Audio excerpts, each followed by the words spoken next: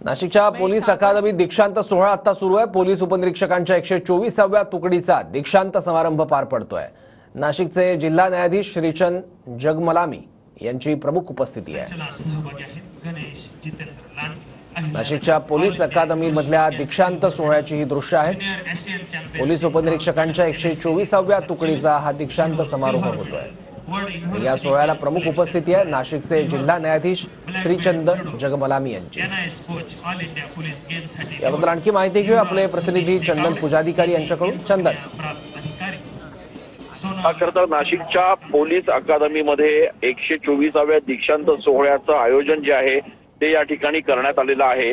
आणि आपण जसं बघतोय की या दीक्षांत सोहळ्यात नव्यानं प्रशिक्षण पूर्ण करणाऱ्या पोलीस उपनिरीक्षकांचा दीक्षांत सोहळा या ठिकाणी पार पाडला जाणार आहे। या संपूर्ण कार्यक्रमाचं जे मुख्य आकर्षण असतं ते म्हणजे या ठिकाणी होणारी ही सगळ्या पोलीस उपनिरीक्षकांची पासिंग आउट परेड।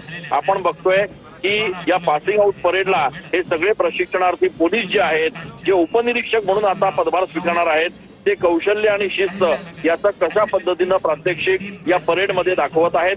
या सोहळ्यात शिष्यवृत्ती, पदक आणि इतर पुरस्कारांचं वितरण देखील केलं जाणार आहे। आणि यावेळेला उत्कृष्ट कामगिरी करणाऱ्या प्रशिक्षणार्थींचा सन्मान देखील या ठिकाणी करण्यात येतो। त्याच्यामुळे अत्यंत सुंदर अशा नियोजनाचा हा कार्यक्रम जो आहे तो पोलीस अकादमीमध्ये यंदा पार पडतो आहे।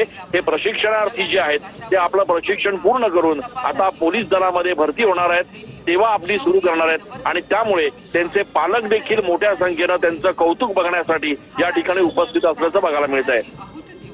ठीक आहे चंदन, धन्यवाद या माहितीबद्दल। नाशिकच्या पोलीस अकादमीमधील दीक्षांत सोहळ्याची दृश्य आहेत। पोलीस उपनिरीक्षकांच्या 124व्या तुकडीचा हा दीक्षांत समारोह होतो।